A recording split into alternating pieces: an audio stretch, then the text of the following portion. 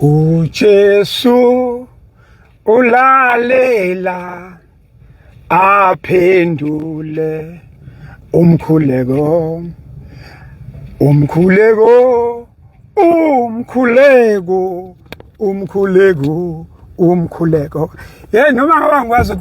noma ngaba ngikwazi ukucula khona ingoma eyayicula esontweni ngangisasonta wema ngagcina kudala ngagcina ngo-83 ukuthi ngenyela siyavuka isenyelo kodwa khona mangiyesontweni khona ingoma eyayithi uJesu ulalela aphendule lego konke kuyena ngomkhuleko.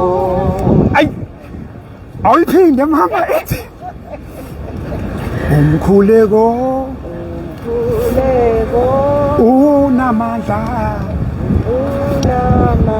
uyibambe yeke awume welokhuza awume welokhuza ngwenya ukuthi kuyafanisa kanti yona ingoma yimi lona ngwenya yimi mfowethu thina siwumkhaya thina awuphuma ngitshela ukuthi ungimiselani thina sikhulumi thina indendende sikhuluma into ewala woza mkhaya sengithe ngisuka la nangumkhaya uthi hey mkhaya woza mkhaya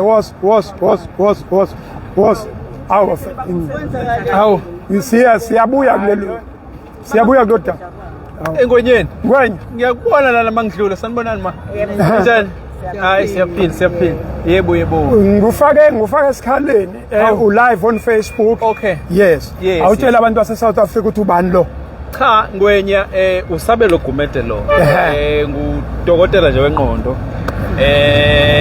ngizinze khona la eThekwini nami ngokusebenza ngiyawulandela kumsebenzi wakho omuhle owenzayo now and then eyintweni eningi oyothinte kuzo kuyehlala ukuthi uyabona uma ukuthi uma interventions zakho siphinde silandelele ngokwengqondo ngokwerehabilitation ukuthi singangenelela kanjani ukuze whatever efforts that you are putting through abe ne lasting impact ukuthi umuntu uma se-affecting sosafegcineni uqala nje komama bamcilongo bese kumele ukuthi eze kuthina simphehla ingqondo ukuze simbuyisele kuma senses akhe njengoba kudunguze la njena nje lezi dunge izona ezibise affect umqondo wakhe so kumele ukuthi abe rehabilitated abuye mangikubona la mangidlula sengithi hayi ingwenya iphezulu kwento ake ngibingelele ngwenya omama namhlanje sihlangene nomama sekhulumile nathi safonelana wathi bathi bona seba retire kwi nursing kodwa ngokuthi phela i-nursing is a lifestyle thing impilo isegazini bathi bayabona nabo la njengoba nawe ubonile bathi hayi lento le iyadinga basebethi banazi insukwana abangaba nazo ukuthi mhlambe ngolwesibili mhlambe ngolwesithathu bengakwazi ukuthi belekelele manje into abayidingayo bedinga mhlambe ama room mhlambe awu2 noma i-room abazokwazi ukuthi lezi ingane lezi lesinto uma ithi ufuna ukuya ekhaya behlanganisa omama bese bemthinta besheke oBP befake inani nama drips so kuphela into abayifisa nje ilokho wena ungabamba liphi iqhaza la phezulu walokho ke engwenya ispace is not a problem we can provide space laba ngakwazi ukuthi bacilongelwe khona babhekwe kodwa ke over and above that ngwenya kumele ukuthi sibone ukuthi lento engikhuluma ngayo rehabilitation ngoba mina nginama team yama psychologists ama counselors nama social workers bazothi mabeqeda ngawo bese siyabona ukuthi ngeactivate team yami le ama social workers ukuthi ithi nabo follow through uma sebewenzile umsebenzi just ukuthi bathi bathintithe kancane emqondweni kulento ye-rehabilitation so that uma baba sokumele baye ekhaya kube lulu babe reintegrated kuma communities so those are two things that I think are very significant because ngwenya njengoba ubabona labantu in actual fact the main issue is a psychological fact more than anything every other thing it emanates from there indaba ilahleka kuqala emqondweni right so once umqondo wazidela bazidelile manje then anything umzimba is susceptible to that thing, either drugs, alcohol, and etc. So uma ukwazi ukuthi ukhalima ingqondo ke uthi ukuthi uyiqukuzise uphinde uyiwashe kabusha iyakwazi ukuthi uma sebuyela kwi space les esibafisela kusona then kube lula ukuthi bathi reintegrated emphakathini uyabona. So ke I'm happy. I don't know if you have time, then mhlambe singathi ngikhombise la engitokozela khona then sihlelele lapho and then sibone ukuthi ke siya kanjani phambili ukulekelela kulama steps awu2 engasho. So about spaces labe ubaba awacelayo azotholakala kulo ndoda. Yes. Asambe siyelapha nje lapha endaweni yakho. It's not a problem. Yes. Asilandelane khona sizokwazi ukubona ngoba sengizonishiya naye. Mina ngiphumile kuyona mina senzobe sengidila nalaba sebeya la i-coordination nokubasusa ama kuthiwa niyabafuna osethu selungile sibasa kanjani lapha uzobe sehlelela. Ngicela sisuke siye khona njengamanje. Africa my continent, Africa my home. uNkulunkulu uyawanje uNkulunkulu.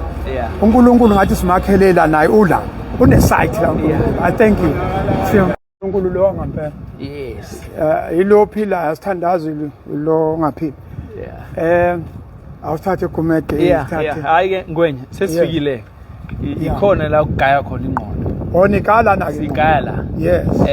Kodwa ke i-aim ukuthi ngikusondeza ukuthi nje sizobona briefly mhlambe bese sibuka ke ne room la esinga sisebenzele khona. Okay. So amalendawo ilona leli cloud therapist. Kusho ukuthi kusemafini la. Kusho ukuthi kusemafini. Asikulindi thina ukuthi ufike la ufike physical kuze sikusebenza. Sidila nawe noma ngathuke kephi. So si connect with you ngokwe cloud. So ngizokhombisa ukuthi ukwenza kanjani lokho. Kusho ukuthi lapho uzokusiza umuntu onedatha ke. Kanti siyakwazi ukuthi sicishe nedatha lakhe lingadli. Uyabo? So as you can see la these are what we call digital counseling rooms. So here then you'd have a psychologist seated here. And then you have an application which is this application that is open here. This application you are able to interface with whoever, wherever they are. So they can be able to call us through, and then a psychologist seated here, as you can see, which it's a closed space. So umsindo awazi ukuthi uphazamisa leyo therapy. Then the psychologist then ubala.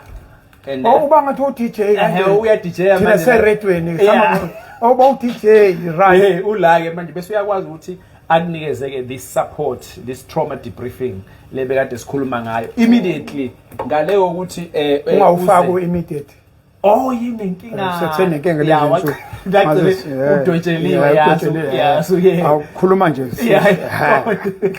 yes so then these are digital counseling rooms that you are able to interface with them wherever the person may be at. But ngifuna ukukhombisa ke phezulu ke la as you can see these are just duplicates. What you can see is ne-certificate lezo akumele phela ukuthi manaka amaphepha nawo kwenze ukuthi akumele wenze into enganamaphepha akhona amaphepha ngoba ubona chitheke nje kanje wayiphasa uma uyifail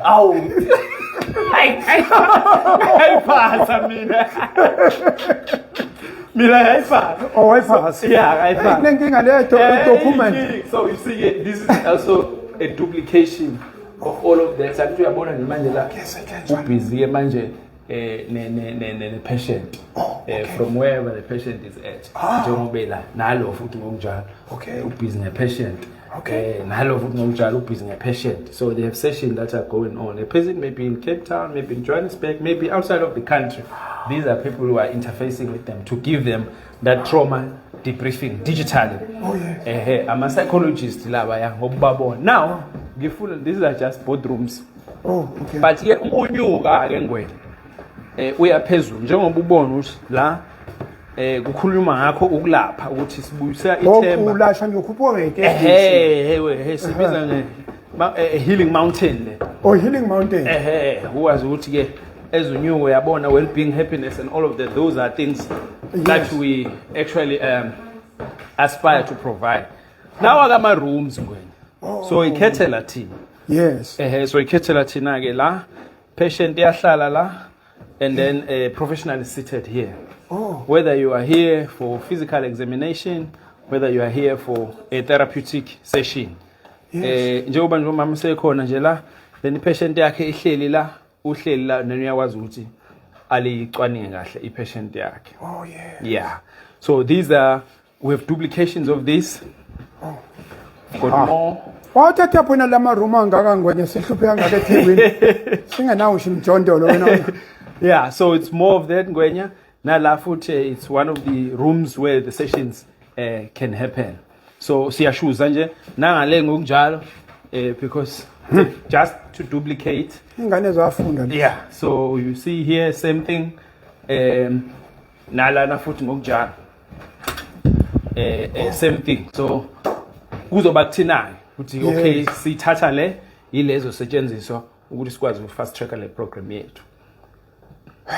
Ake ngithethe umama akhulume mhlambe omunye uzogcina sekhuluma noNkulunkulu uzogcina sethandaza bese ke siyahamba ngicela uyiphawulele ukuthi into enisuse wawuye esontweni obuka wangifonela manje useyivelela uthi singaba nayo indawo for temporarily sisazama inhlelo zethu ibe khona indawo kusebenzela awukhulume nodokotela ngani mama Baphumede temporary isikhathi esingakanani? Yeah. Hayi kobe nje ukuthini ukuthi program yethu idonsela kanjani.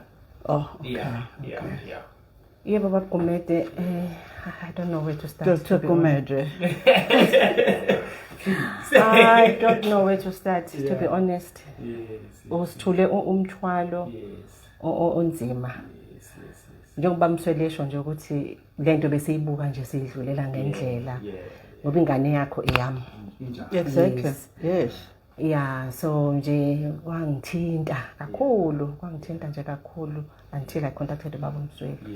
Yeah, so bese sacabanga nje ukuthi if usithola indawo siyaba detoxa with methadone leyo abayidlayo but we need to do ama observations zabo sibazi ukuthi yes siqala phi methadone siyayititrate until umuntu ahambe but if edinga hydration funeka simfake drip. It's not a problem.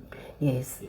So ama challenges amanye esizoba nawo iwona ama fluids with vitamins sense kube sort of immune booster drip at least sazi ukuthi uthole everything. Yebo. Hayi mina ngivalele umuntu uyinikela nje mama ngoba phela impilo ngobanjiswana umama leyo umhlabeni matemba athi mntanami impilo hayi yabanjiswana impilo yamasonga kanje kakhulu so umunye ubamba ngapha umunye ubambe ngapha manje thina as Africans sometimes sesiliqashulile lelo katanga lokufasa futhi kodwa phela sikhulanga kanjalo so ke nina njengo mama badala nisabambelele kuleyo mgomo yethu as Africans so nathi ke we are encouraged ukuthi sifunde from nina sibone ukuthi we can support kuma initiatives kamfowethu uMsweli ngikwenza njena ke ma umsubone ukuthi uNkulunkulu esimthandaza khona umzwami ngifuna sithandazele awutshela abantu base South Africa ukuthi sidingani manje sifuna usupply manje lezi zinto enizifunayo bazozisho ukuthi siyithatha batshele nje owabatshela ukuthi kunje initial stage nansi lesidinga sidinga u1 no2 no3 bazositshela ukuthi sizoyithatha phi zizokhokhelwa obani nibachazele ukuthi nazi into isite esinayo sifunani. Okay, i-equipment esizoyidinga it's ama fluids or normal saline 200 ml bags ze saline sizodinga ama vitamins B12 B12 thiamine and ascorbic acid sizodinga ama administration sets tapes needles cotton wool or swabs or alcohol wipes and drip stands for us to be able ukuthi sisize labantu. I think post that going so pinda futhi sifake social work mabeqeda phekwa lokho ukuthi kufake social work ukuthi bathole le debriefing nale realignment ngoba sifuna ukuthi umuntu sebethi clean kanjalo enziwa such extensive intervention ephinde futhi relapse so ama social workers azozama ukuvala leyo gap yokuthi from there was ukuthi very integrated kahle to the community. So also I'll provide social work over and above uma so that bakwazi ukuthi ababone on quick succession as baqeda ngapha just ukuthi abanikeze that support. Yeah. Okay. Dr. Khumalo. Ubonile kusuka kupha ngithi? Yes. Senze njani? La ngithola khona emgwaqeni. Sifika kanjani? No, in terms of coordination, Bamsweli is going to guide us. Okay. Sikhululeke. Yeah, who's guide, yeah. Okay. Yes. Ayisabonga kodwa. Isabonga. It's not a problem. Yeah, it's not a problem. No. Because nathi sinethemba lokuthi lokuncane sikwenzayo khona uzobona samoya. Yes. Afake amandla athe. Yes. Oh yes. There's always someone watching. Afake more hands.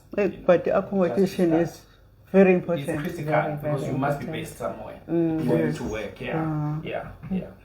Mhlambe nalabo abalokhu bephampa ama drugs enganeni bazobona ukuthi abasenandawo ngoba we will pray.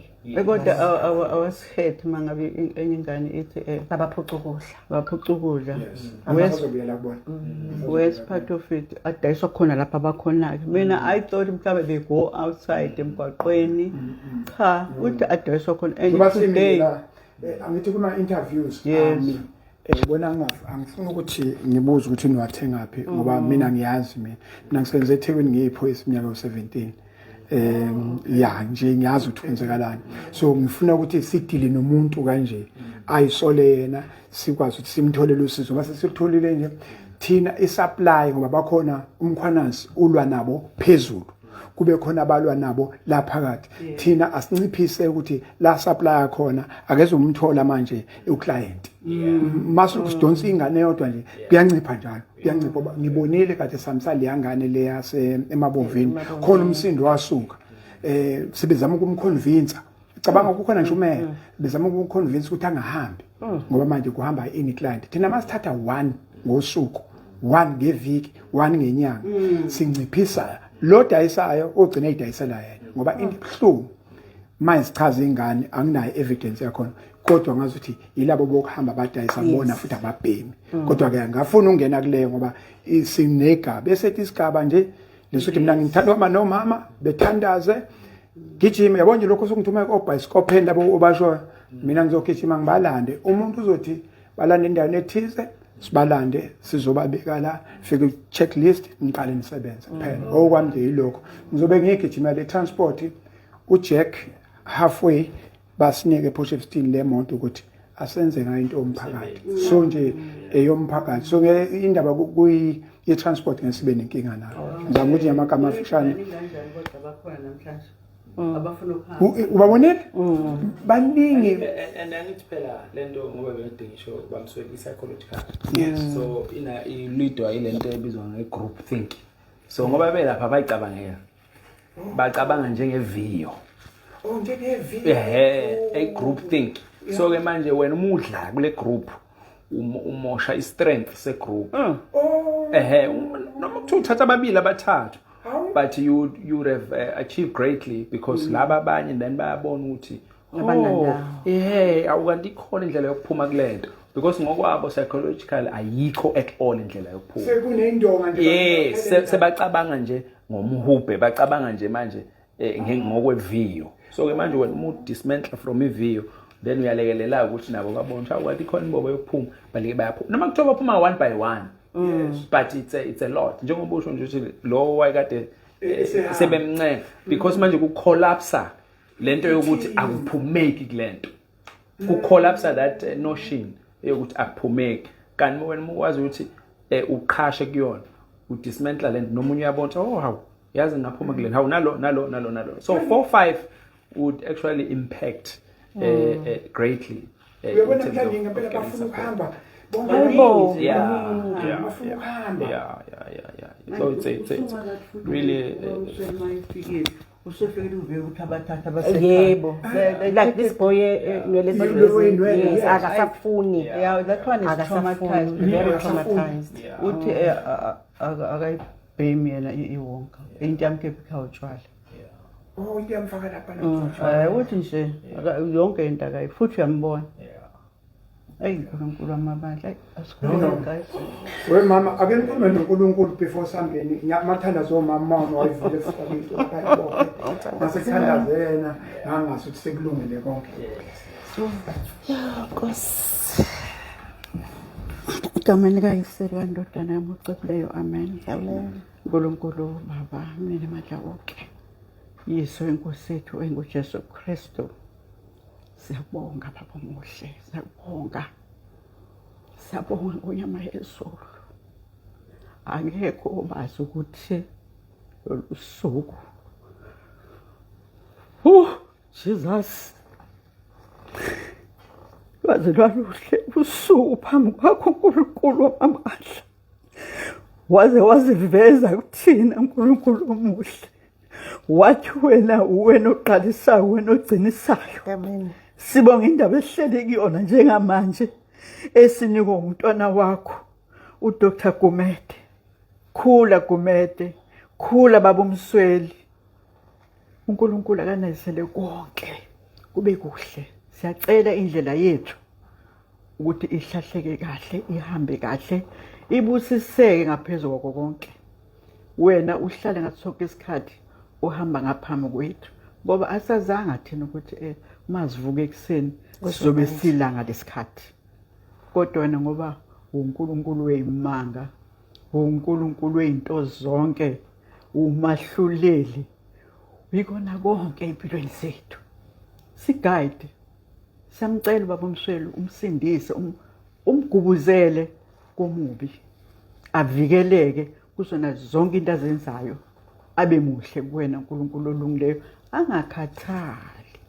Siyacela angakhathali, umuphe amandla ngezikhathi zonke, umuvule umqondo wakhe njengoba umqondo wakhe uvele uvulekile. Siyakuncenga ke uNkulunkulu wethu, thuma indodana yakho enguJesu Kristu, iyadabula amazulu yafika emhlabeni uzosikhulula ebugqilini. Nathi siyacela ukuthi sibakhulule abantu bakhe ebugqilini. Babanjiwe abantu ebugqilini, ingane zethu zihlele emgwaqweni kodwa sinamakhaya, asazi kwenze njani. Sicela wena ke baba umuhle ukuthi usinike amandla ukuthi siyozikhipha emgwaqweni, zihambe ziye emakhaya. In Jesus' name, amen. Amen.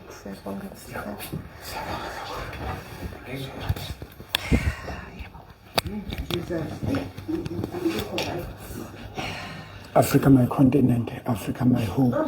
Ubuntu umphako ongabuli. Fihla ihlazo kamakhelwane wakho. uNkulunkulu ufuna masithandane. Ngicabanga nje zokwenzeka.